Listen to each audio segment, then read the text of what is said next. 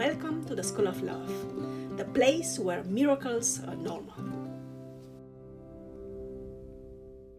Hello and welcome to the School of Love, the place where we learn practical tools based on scientific research and our own experiences towards improving ourselves, living life to its fullest and contributing to the best of our abilities to the world around us. I'm Dr. Maria Grajdian and I'm a professor of media studies and anthropology at Hiroshima University. In my free time, I am doing my best to guide you in building up a life of contentment, joy, and fulfillment while applying lessons learned in school to overcome the difficulties, challenges, and insecurities of the real world.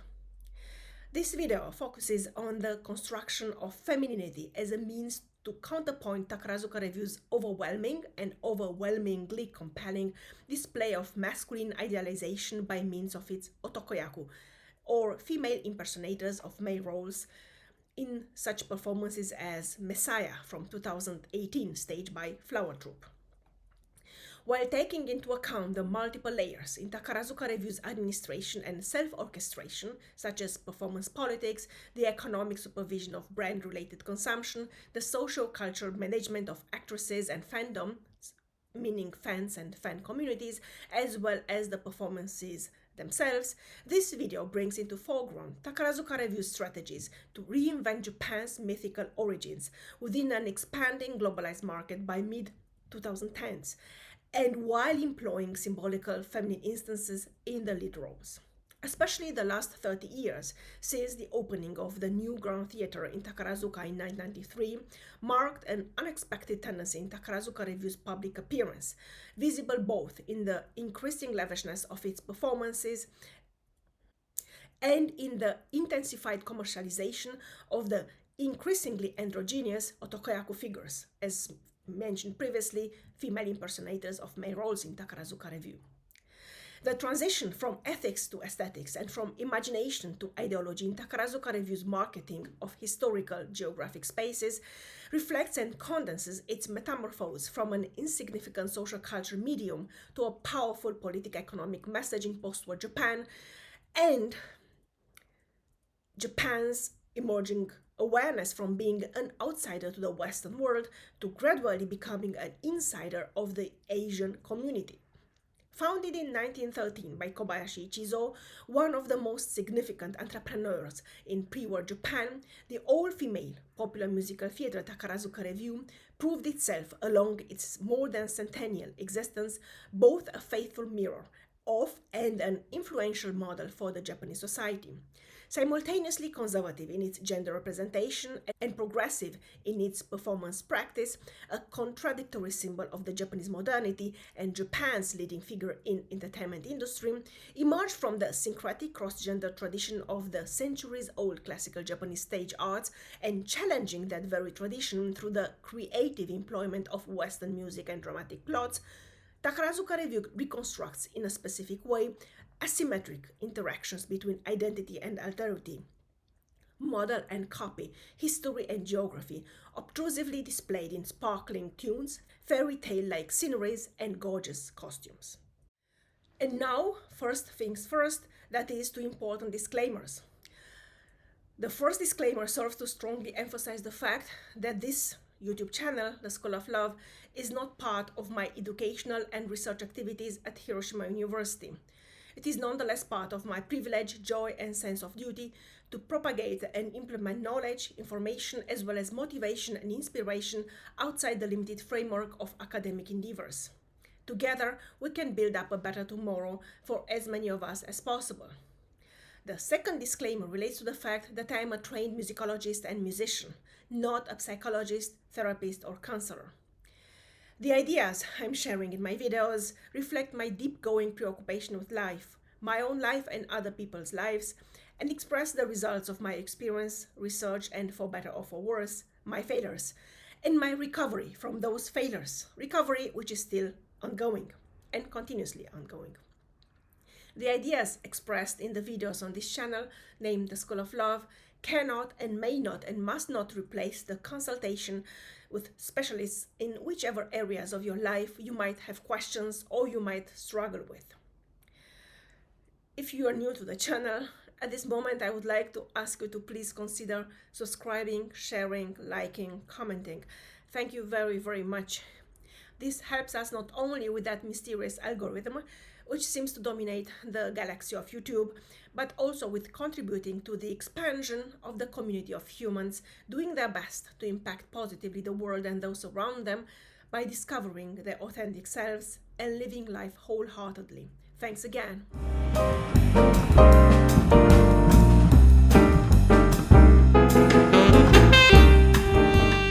In his seminal work from 1997, The Post-Emotional Society, Stjepan Mestrovic writes about the diffuseness of feelings in a media-driven world and the fake texture of such fundamental emotions as compassion and loyalty, which is a result of the overwhelming tension between the necessity to be constantly up-to-date and the limited capacity of the average citizen to absorb and cope with the incessant amount of information flooding the late modern consciousness.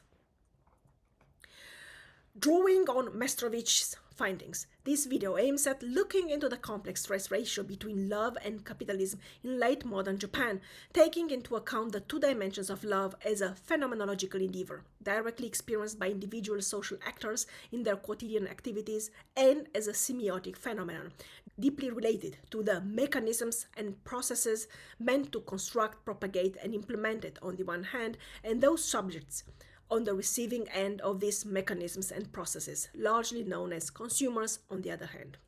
In the sole known Western nation to have attained Western standards of life within decades from the technocratically driven dawn of its modernization started in 1968, feminism and female empowerment were never really an issue in Japan in the first place, in accordance with its Shinto mythology celebrating the goddess of sun, Amaterasu Omikami, at the very core of its divine hierarchy.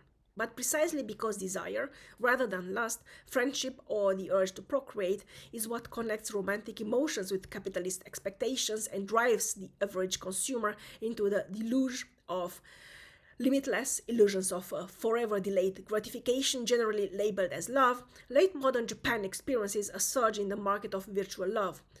Backed by data collected in the field, Japan over the past 20 years, ethnologically contextualized and hermeneutically analyzed, this video explores the deep entanglements between capitalism as the economic, political driving force in Japan's late modernity or entire modernity, and the Japanese version of what Michael Kimmel calls aggrieved entitlement in his likewise seminal work Angry White Man, American Masculinity at the End of an Era from 2015. The focus is on the increasing efficiency of virtual love to satisfy the need for emotional fulfillment while carefully protecting its participants from competition or rejection, and thus leading them into the risk-free space of the post-feminist desire. There are two accepted definitions of virtual love, both being based on the fundamental opposition to real love happening in here and now between two physically present and hopefully emotionally, mentally involved partners. Firstly, virtual love refers in an informal parlance to an emotional exchange occurring indirectly, namely via media-related devices and mostly in the cyberspaces. Recent technical innovation resulting in such phenomena as online dating and dating simulation applications, social networking sites, online video gaming and cyber networking has led to an increase of indirectly mediated interhuman interactions happening virtually. Secondly, virtual love means that form of love which occurs beyond the realms of immediate perception, that is, on the level of individual fantasy and construction. Among others, the appearance of fandom as the unlimited and one-sidedly perceived admiration, appreciation, and adulation going out from the fan towards the object of his or her desire is particularly peculiar. While it does take place in the real world and involves considerable amounts of emotional, mental, physical, and so on energy, money, and time, it is unidirectional in terms of authentic involvement as a response to the creation of empathic communication between artists and their audiences. Or in the words of the Japanese sociologist Yamada Masahiro, men may love idols such as AKB48 and porn actresses. Women may love Takarazuka Revue's actresses, Johnny's idols, television stars, and musicians. In addition, people may fall in love with virtual characters in animation, films, and movies. When I interviewed a woman who was an idol star fan, single and in her 40s, I was told, "I'm so happy just thinking about him." Falling in love with a real person without reciprocation can be called pseudo-love. This is also common in Japan. For example, men can go to cabaret clubs where they drink alcohol and chat with young women, and maid cafes, where young women are dressed like maids and play games with visitors. They ask to have conversation with their favorite women. Working with high school age girls is a business in some places. Men can be romantically stimulated in such industries. Of course, the same relationship holds true when we speak of women going to host clubs. This is different from an actual romantic relationship. It is a one-sided relationship where a worker is paid to satisfy romantic emotions. Still, visitors can temporarily feel as though they are really in love. As a practical example of the normalization of virtual love or pseudo-love through fandom and its active promotion by means of mass media-related reinforcement, the phenomenon of Takarazuka Revue is explained in great detail. Takarazuka Revue is a Japanese popular all-female musical theater company located northwest of Osaka since 1913, extremely popular in Japan and almost unknown outside of Japan. Backed by extensive fieldwork and meticulous archive research, the current video analyzes the inner dialectics of the theatrical medium Takarazuka Revue as an instrument of reflecting, promoting, propagating, implementing, and thus providing alternative role models and existential paradigms within the neoliberal undercurrents crisscrossing Japan's public discourse in 1917 and thereafter. Particular focus lies on its relationship and interaction with fans and fan communities, as well as their reflection in the virtual love as a performance and marketing strategy. On the one hand, there is the tension between the androgynously charismatic and fascinating otakoyaku figures, which are female impersonators of male roles in Takarazuka Revue, and the apparently conformist and submissive musumeyaku, which are female impersonators of female roles in Takarazuka Revue. On the other hand, transcending the otakoyaku's and musumeyaku's on-stage embedding within performances, they are extrinsically regarded as social actors in the public sphere subject to limits, regulations, and circumstances generated both by the quotidian Japanese society and by the imaginations and expectations of Takarazuka Revue's specific environment, particularly fans and administrators' prescriptions. The mass media landscape of recent years has been suffering a recurrent backlash, which hardly allows for creativity and freedom of expression in a world more concerned with public image than with artistic excellence. More than any media, the theatrical medium seems to move swiftly along the interdictions and restrictions imposed by political correctness and to detect that aesthetic ideological space which allows for messages to penetrate the walls of superficiality. For the past decades, I was inadvertently pursuing a form of so-called applied anthropology as promoted among many others by Anne Allison and Christine Kondo and more recently Simon Sinek. Applied anthropology is a combination between everyday lifestyle and research in which the investigator, in this case me, serves as the main subject of his or her own research endeavor while keenly observing its counterpart, in this case Japanese audiences and their relation with the social environment. The main difference to the classical participatory observation is the fact that in participatory observation, the observed phenomena occurred usually in groups of humans belonging to a different cultural circle or geographical sphere than the researcher, and took place without a prior theoretical formulation of the expected results and impact on further areas. In case of applied anthropology, the point of departure serves as a clear orientation entity and incorporates considerable amounts of prior preparation, both theoretical and methodological, so that the result, while not entirely predictable, is to a certain extent estimated in terms of its relevance for larger segments of human life and activity. Methodologically, participatory observation as fundamental part of the applied anthropology and hermeneutical interpretation are the two pillars of the analysis, which validate the phenomenological experience and give strength to the resulting statements. Parallel to this phenomenological approach, I have been pursuing what might be described as an empirical study, which refers to informal discussions with fans and more informal consumers of Takarazuka Revue productions about what interests and moves them, as well as a close observation of their reactions to my questions and explanations. As it turned out, witnessing Takarazuka Revue's performances with their exquisite stage design and its plain retelling of history, employing straightforwardly constructed characters with whom fans can easily identify, held much greater potential to make comprehensible the intrinsically complicated dynamics of the Japanese geopolitics of generating financial gains via its entertainment media under half-hearted governmental surveillance, usually known under the more generous label of cultural imperialism, while promoting soft power as a new means to climb the ladder of international recognition, rather than explaining elaborate theories of cultural analysis. I became genuinely curious as to why this was happening. Parallel with this fieldwork, consisting of applied anthropology involving participatory observation characterized by phenomenological experience and the empirical collection of data, I have intensively researched recent work in anthropology and post-colonial studies, cultural studies and media studies, which led me into the less charted territory of anthropology of media and how humans interact with media on a daily basis. Simultaneously, it has been pushing notions of identity, plurality, of options and individual freedom at the center of my research endeavor. On a deeper level, the research meant starting to think on how people give in unconditionally to the overwhelming temptations and illusions of instant gratification created by mainstream media, or in less common cases, on how they resist the almighty media and its infiltration on all domains of life. To this goal, I proceed in 3 steps. The first step consists of describing Takarazuka Revue, Japan's extremely popular all-female musical theater founded in 1914 and located in the city of Takarazuka, northwest of Osaka in western Japan or Kansai area. The second step entails a detailed description of the performance Messiah from 2018, which is critically analyzed with particular concern on the feminization of Christianity at its beginnings in Japan between the years 1637 and 1656, while the storyline centers on the historical male figure of Amakusa Shiro, the Christian martyr of early Edo period and the head of the Shimabara rebellion. The performance was staged by the Flower Troupe, or Hanagumi in Japanese, which is famous for its glamour and performance skills, as well as fabulous top-star otokoyaku actresses.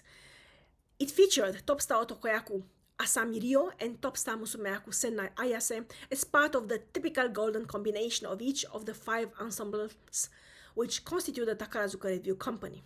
In the final third step, I observed the performance Messiah on the background of the sociologically nuanced concept of virtual love as a meaningful alternative to real love in the Japanese world, where the preservation of family as the fundamental cell of the society has absolute priority. However, as recent studies repeatedly demonstrate, such an ideological endeavor blatantly backfires in historical perspective, as real love with all its immediate implications such as unconditional affection, compassion and empathic presence ultimately prevails.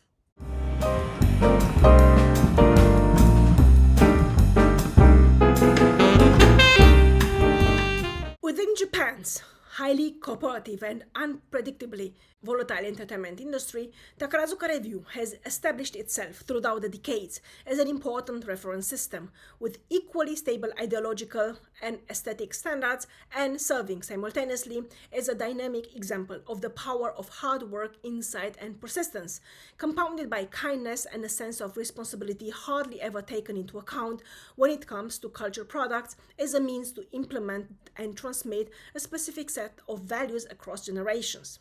Founded in 1914 by Kobayashi Ichizo, Takarazuka Revue has started as a small theatrical arrangement set up to attract more customers in the relatively isolated city of Takarazuka, with its hot springs, or onsen in Japanese, and its fresh air provided by the surrounding forests on the majestic mountains.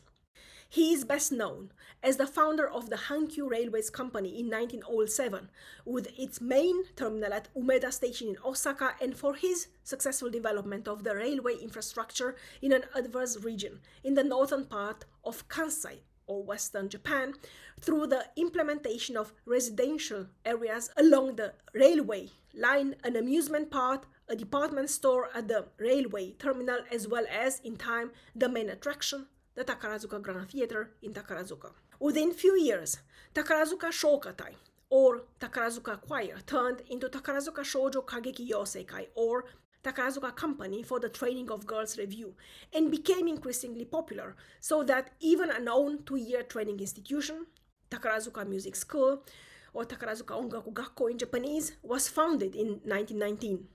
In 1940, it changed its denomination into the current Takarazuka Revue Company.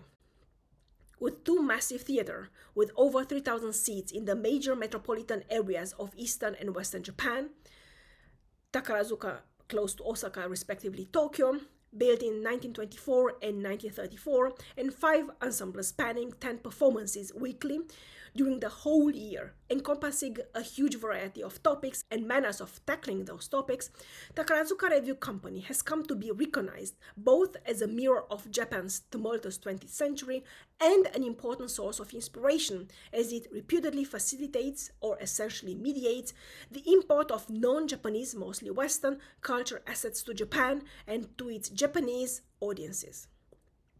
The unusually strong dialectics of the relationship between Takarazuka Revue administrators and its mostly fan-based audiences has led in recent times to more profound analytical approaches of a business model relying on deep fandom.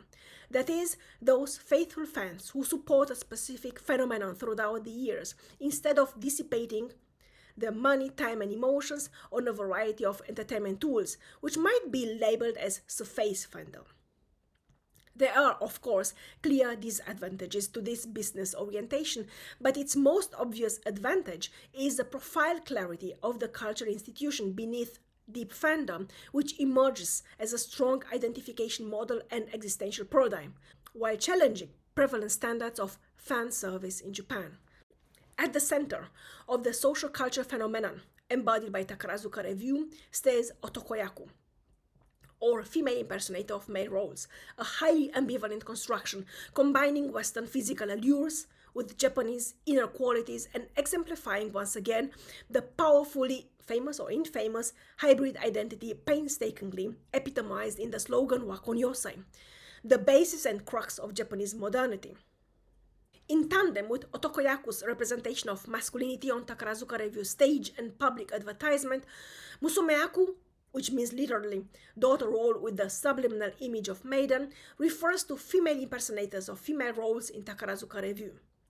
Both otokoyaku and musumeyaku are subsumed to the category of actress, while their denomination within the Takarazuka Revue Company and its related context is seito, which means pupil, or Takarazuka, or in Japanese Takarazuka, introduced by the director Shirai Tetsuzo, compared the cute Takarazuka Revue actresses with the beautiful Parisian at Moulin Rouge.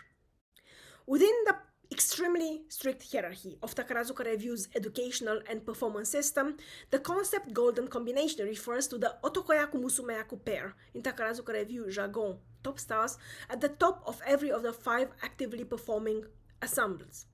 It is important to mention that while the acting staff is exclusively female, the administrative staff is to a great extent male, and was exclusively male from Takarazuka Revue's inception until 1999.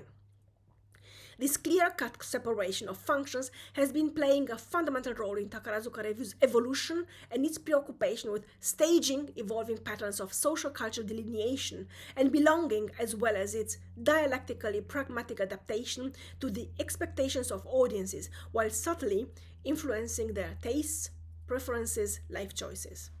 As to be shown later on in centering upon otokoyaku's construction of masculinity and her dramaturgic versatility of reformulating both historical figures and regular citizens, Takarazuka Revue displays Japan's global ramifications long before the awareness of international impact had entered the Japanese mind with the simultaneous dissolution of past referential systems. Nevertheless, it is a strong musumeyaku's presence as a symbol of feminine transcendence, which underscores otokoyaku's overpowering ideal of masculinity.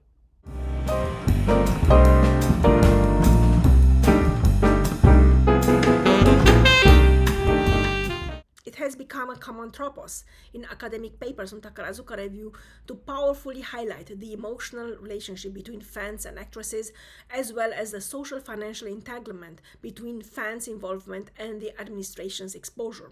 What I believe to be an equally irresistible trigger within this extremely ambivalent interaction is the tension between the stage construction, including the storylines of the performances, and the public narrative on the function of the mass theatre as a carrier of faith and significance. In the subsequent analysis, I show the intricate ways in which fantasy worlds and theatrical dramaturgy intertwine in order to create an illusionary space of virtual love turned real.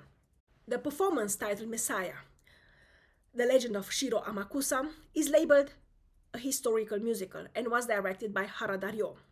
Coupled with the show Fantastic, Beautiful Garden, a profusion of flowers in the second act, it was staged at Takarazuka Grand Theatre in June and July 2018 and at Tokyo Takarazuka Theatre in July and August the same year.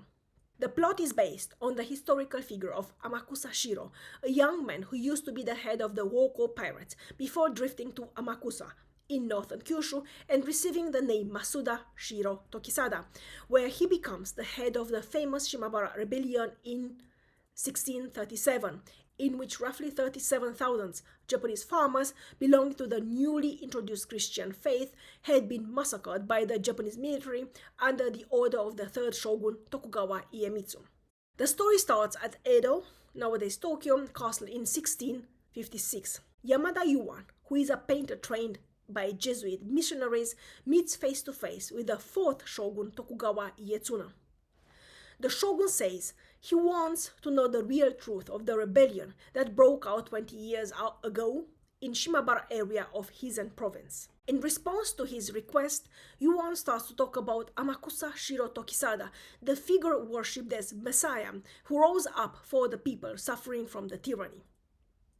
Subsequently, the setting is back in time to 1637 in Amakusa, Kyushu. This area was once a part of the territory ruled by Konishi Yukinaga, who had been a devoted Christian. As a result, many locals have faith in Deus, which means God in Latin, even after the ban on Christianity was proclaimed. The same is true of Shimabara, the town located on the opposite side of Amakusa. People persevere through difficult circumstances caused by the disproportionate tax burden, the suffering from famine and hard living. The only thing supporting them is the existence of heaven called Haraiso, derived from a Portuguese word for paraiso, which means paradise, described in the teachings of Christianity. After a few days of a heavy storm on Amakusa Oyanojima Island, a stranger washes up on the shore of the island on Easter Day. Watanabe Kozaemon, a survivor, retainer of the Konishi clan, goes there to check what is going on. The drifter says nothing, not even his name. Kozaemon, therefore, entrusts him to his father-in-law named Masuda Jinbei. Jinbei willingly obliges Kozaemon's request and then decides to call the man Shiro, which means his fourth child. Living among poor yet spiritually rich people in Amakusa, Shiro becomes interested in their religion. One day, Shiro encounters his old crew on the beach, whose names are Fudomaru and Tanonmaru. The truth is, Shiro's real name is Yashaomaru, and he was the head of the Woko pirates, who had been raiding in the East Asian waters. The three men, who had gotten their hands on treasures in a faraway ocean, were lost in the East China Sea by storm. Then they miraculously drifted to the beach of Amakusa. Shiro once denies the possible existence of it. However, his curiosity that there might be possibly something hidden on Yushima Island drives them to head to the island, located between Amakusa and Shimabara Peninsula. After arriving at Yushima Island, Shiro and his crew discover quite a few drawings of Christian art in the innermost recesses of the cave. The works were painted in secret by a young man from Shimabara, whose name is Yamada Emosaku. The painter is also referred to as his baptismal name Lino and later as Yuan. Lino grabs a sword to kill the three men who have found the forbidden religious paintings. At that moment, a beautiful woman named Ru, who has been modeling for his drawings of the Blessed Virgin Mary, stops Lino. Shiro has a strange attraction to Lino's Christian art as well as to Ru, who has a similar appearance to the icon in the drawing.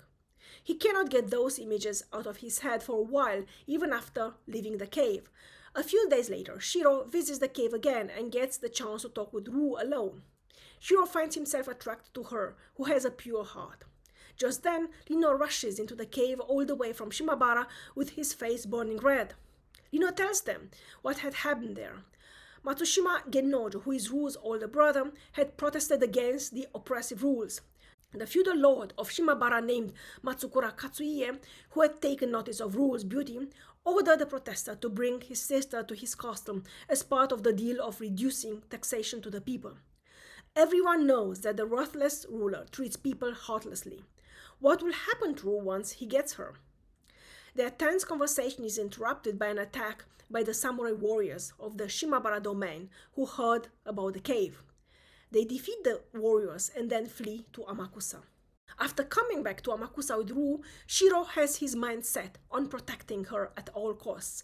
But Lino, who doesn't like the two becoming closer, reveals Shiro's identity.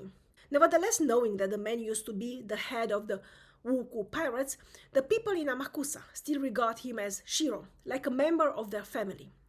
Shiro preaches that the god is always in everyone's heart and raises his voice to encourage people to work together to build the ideal world Haraiso. 天草だけじゃない、島原の民百姓にも呼びかけ立ち上がろう。俺たちの力で俺たちのHaraisoを。祈りが届かぬのなら、泣くことも許されぬのなら、苦しみの鎖断ち切り、深き闇から光さす方へ。内なる神の力を解き放ち、我らの手で我らの自由を立ち上がれ。苦しみのない明日を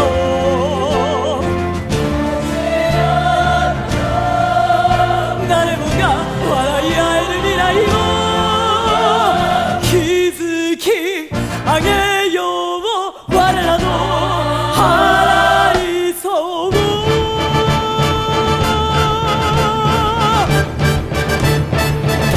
ち上がろう。苦しみのない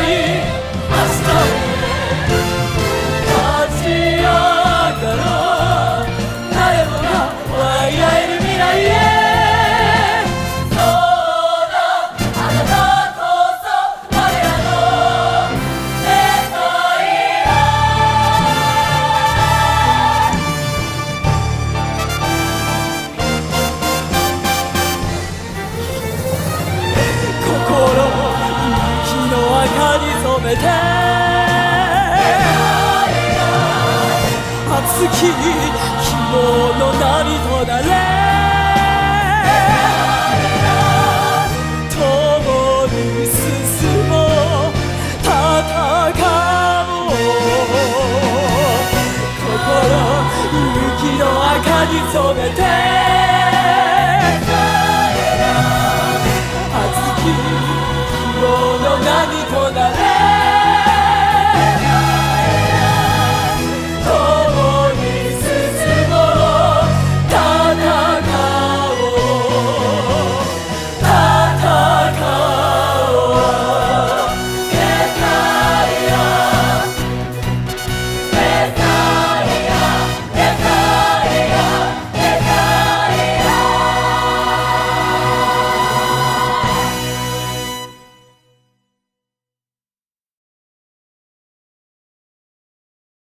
Considering Shiro as their beacon of hope, people finally rise up together to revolt against the oppressive lord in what will become the historical massacre known as the Shimabara Rebellion, which lasted from December 17, 1637 until April 15, 1638.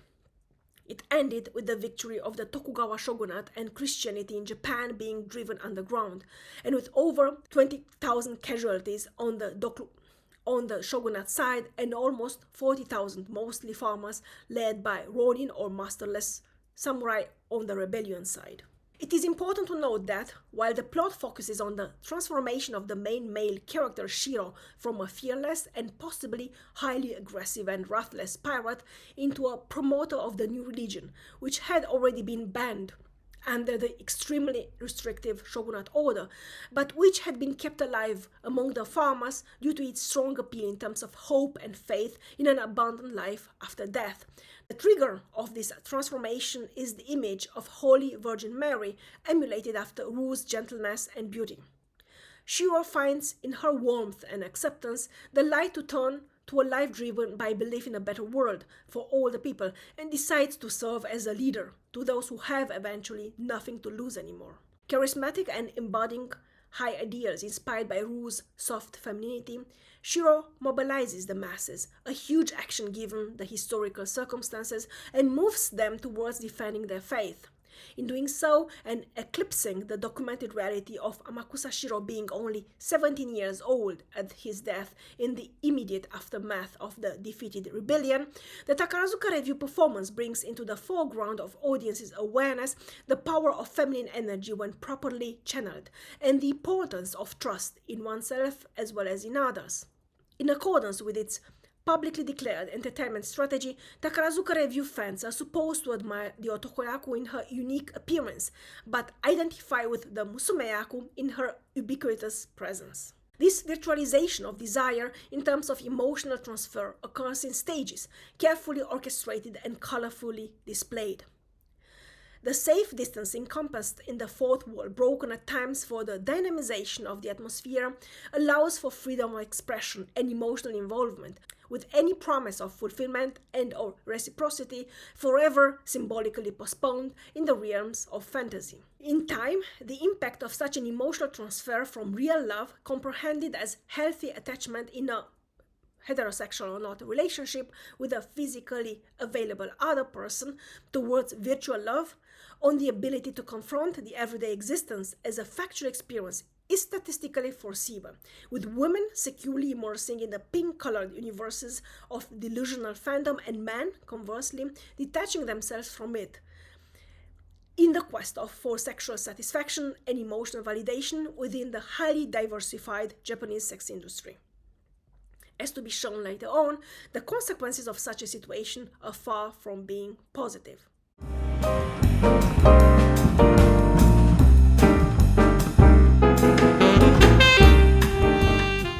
The central concept of the current analysis is virtual love, as the core of what might be called a post-emotional society in which individuals heavily, if not exclusively, rely on external factors to find emotional fulfillment and validation.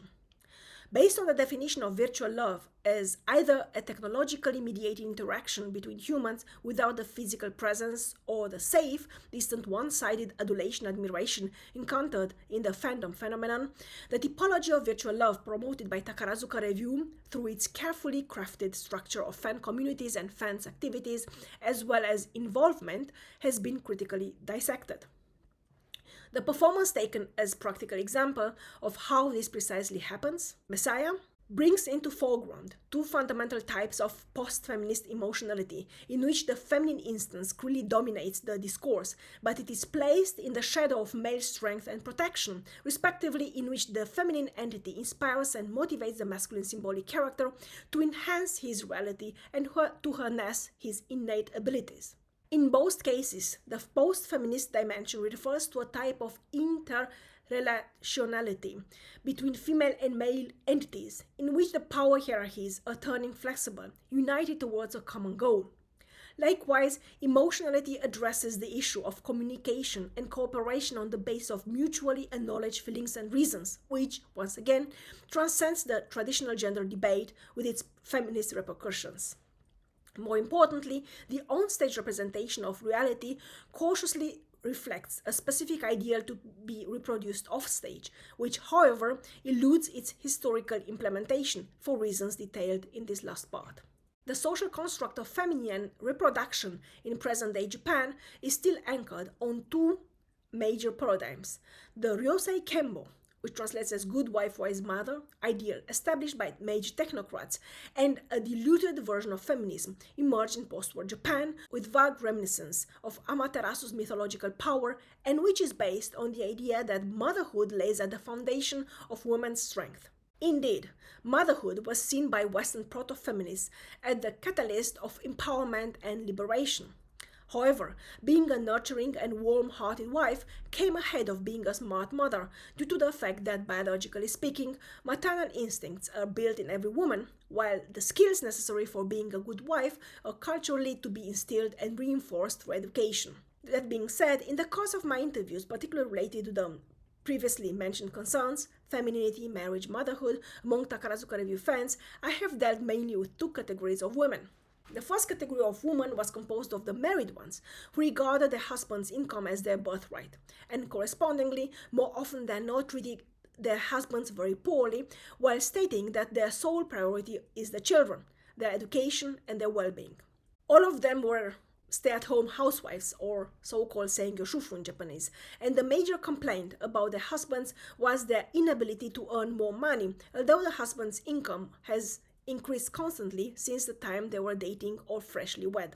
So the second category contained the unmarried ones, who again could be divided into three major groups. The younger ones, from their early 20s until their mid-30s, who have never been married. The older ones, from their mid-30s to their late 40s, of which a vast majority have never been married. And those in their 50s and 60s, who either have never been married or who were recently divorced, roughly half and half. While expectations from intergender relations inadvertently differ depending on age, education, social status, their attitude towards what a man should be was astonishingly similar, based on a sense of entitlement to protection due to their potential function as mothers and primary educators. This sense of entitlement was coldly augmented by a specific sense of disillusionment as to what intergender activities in real life actually were supposed to mean or how they were supposed to take place. A confusion resulting from a lack of valid role models in the previous generation or generations. Clearly, their mothers and grandmothers had not been happy or happily married, or in the mainstream media. Obviously, the unrealistic television dramas and live-action movies cannot be taken seriously. Lastly, an unmistakably distinct sense of bitterness completed their general attitude, as well as their declared fascination for a world in which such disenchanting errors or failures could not occur because men were not allowed into in the first place, such as Takarazuka Revue. This stays in strict contradiction with recent statements of Yamada Masahiro, one of Japan's leading sociologists. Marriage stems from romantic relationships. Simultaneously, it brings with it new economic life.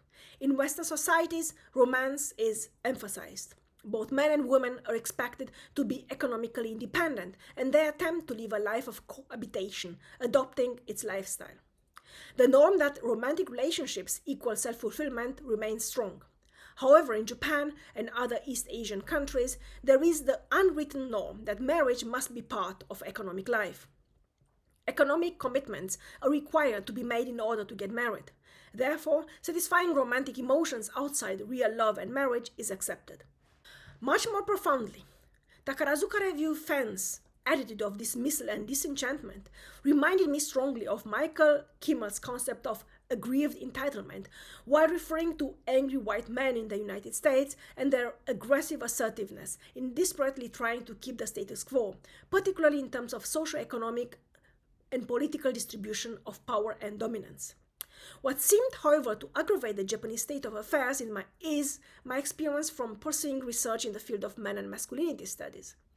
An intimidating sense of discontent and despair, as well as of not being seen for the authentic person that one is, and of not mattering beyond one's function as an ATM or money purchaser, seems to plague an important part of the male population in Japan.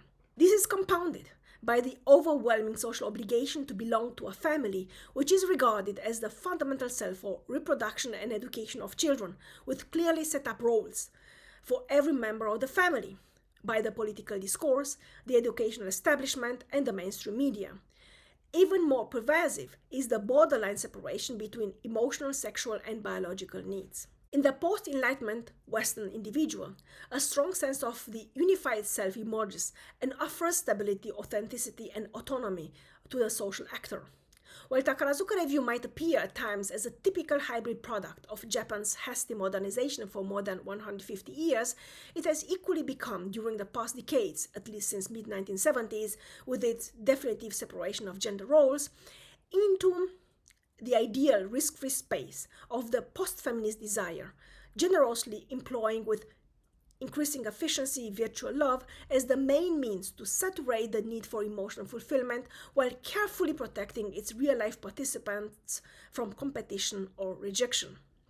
Simultaneously, the Japanese society has already become post-emotional in its ability to turn away from individual emotions towards media-constructed and discursively reinforced emotions. Japan Inc. as a nation has entered the realm of post-feminist utopia with its egalitarian distribution of emotions or lack of hereof, while bypassing the ideals of post-feminist emotionality, a truly revolutionary concept promoted by Takarazuka Revue administrators, which remains, for better or for worse, a purely ideological principle. What this indicates in terms of personal development and human significance, it is for now an open question. So, that would be from me for today. Thank you for joining me. Thank you for listening to me. And as always, I'm looking forward to welcoming you here very soon again. Love and peace to you all.